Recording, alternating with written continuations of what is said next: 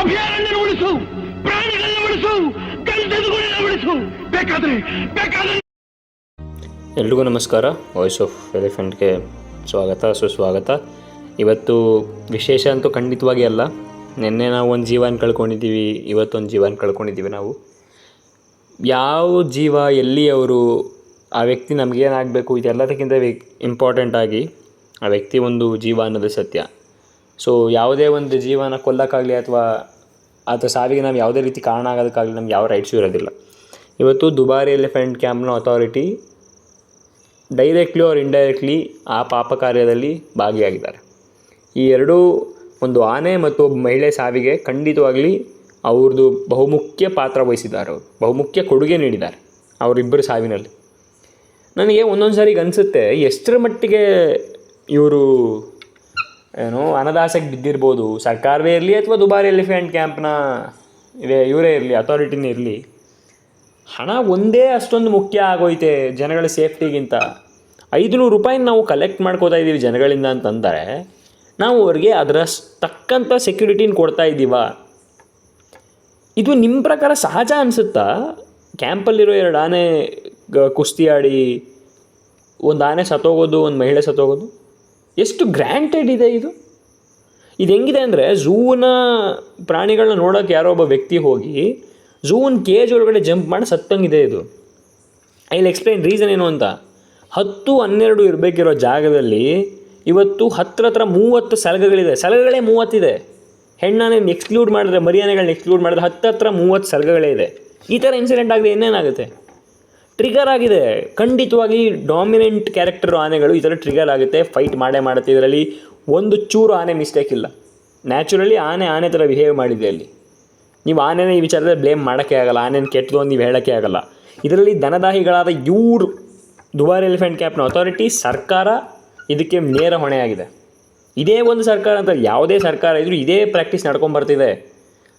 2-3 ಆನೆ ಮಲಗಬೇಕಿರೋ ಜಾಗದಲ್ಲಿ ಸಿಕ್ಕಾಪಟ್ಟೆ ಕಂಜೆಸ್ಟೆಡ್ ಜಾಗ ಮಾಡಿದ್ದಾರೆ, ಅಲ್ಲಿ ಆನೆಗಳು ಫೈಟ್ ಮಾಡ್ತಿದೆ. ಇನ್ನು ನೀವು ಸೋಷಿಯಲ್ ಮೀಡಿಯಾ ಗೀಳಿಗೆ ಯಾಕೆ ಇಷ್ಟೊಂದು ಬಿದ್ದಿದ್ದೀರಾ? ಎಲ್ಲವನ್ನೂ ಎಕ್ಸ್ಪ್ಲೋರ್ ಮಾಡಬೇಕು ಅನ್ನೋ ಹುಚ್ಚಾಟ ನಿಮ್ಗೆ ಯಾಕೆ? ನಿಲ್ಲಿಸಿ, ಈ ಹುಚ್ಚಾಟ ನಿಲ್ಲಿಸಿ. ಎಲ್ಲವನ್ನೂ ಎಕ್ಸ್ಪ್ಲೋರ್ ಮಾಡಬೇಕು ಅನ್ನೋ ರೂಲ್ ಏನೂ ಇಲ್ಲ. ಸಫಾರಿಗೆ ಹೋಗಿ ಹುಲಿ ನೋಡಬೇಕು, ಇಲ್ಲ ಅಂದರೆ ನಮಗೆ ನಾಳೆಯಿಂದ ಕೈಕಾಲು ಆಡಲ್ಲ ಅನ್ನೋ ಥರ ಏನಾದ್ರು ಇದೆಯಾ ನಿಮಗೆ?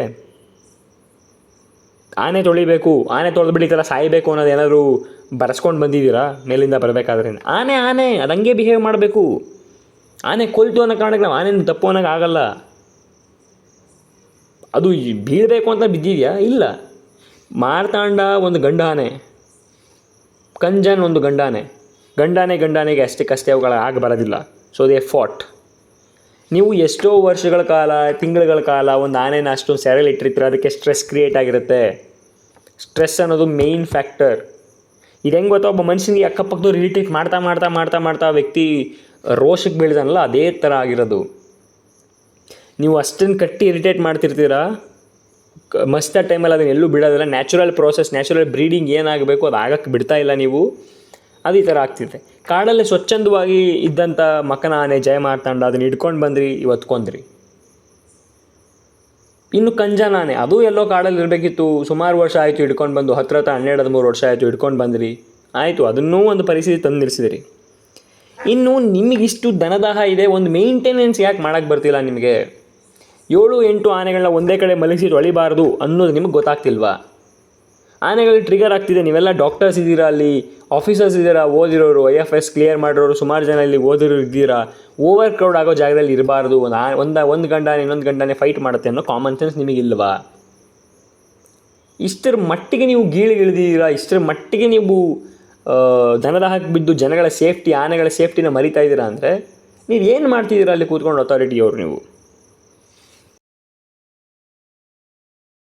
ಇದರಿಂದ ಆಚೆಗೆ as a tourist, as a people, as a citizen ನೀವೇನು ಮಾಡ್ಬೋದು ಅಂತಂದರೆ, ಬಾಯಿ ಮುಚ್ಕೊಂಡು ಆನೆ ನೋಡೋಕ್ಕೆ ಬರ್ತೀರ ಅಲ್ವಾ, ನೋಡ್ಕೊಂಡು ಸುಮ್ಮನೆ ಹೋಗ್ಬಿಡ್ರಿ.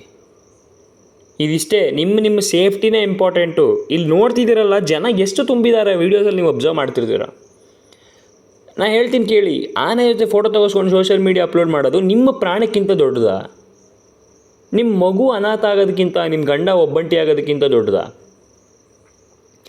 ನೀವು ಮಹಿಳೆ ಆಗಿರಿ, ಪುರುಷ ಆಗಿರಿ, ಆನೆನೇ ಅಲ್ವಾ? ಅದರ ಶಕ್ತಿ ಮುಂದೆ ನೀವೇನು? ಅದನ್ನು ತೊಳಿಲೇಬೇಕು ಅನ್ನೋ ಹುಚ್ಚಾಟ ನಿಮಗೇನು? ದುಡ್ಡು ಕೊಟ್ಟು ಆನೆ ತೊಳಿಬೇಕು ಅನ್ನೋ ಹುಚ್ಚಾಟ ನಿಮಗೇನು? ಅದಕ್ಕೆ ಅಂತ ಎಂಪ್ಲಾಯೀಸ್ ಇದ್ದಾರಲ್ವ. ತೊಳೆದು ಸ್ವಚ್ಛಂದವಾಗಿರೋ ಆನೆನ ಬಂದು ಅಲ್ಲೇ ನೋಡಿ. ದಸರಾದಲ್ಲೂ ಬರ್ತೀರಾ, ಆನೆ ನೋಡಬೇಕು ಅಂತೀರಾ, ಇಲ್ಲೂ ಹಿಂಗೆ ಮಾಡ್ತೀರಾ.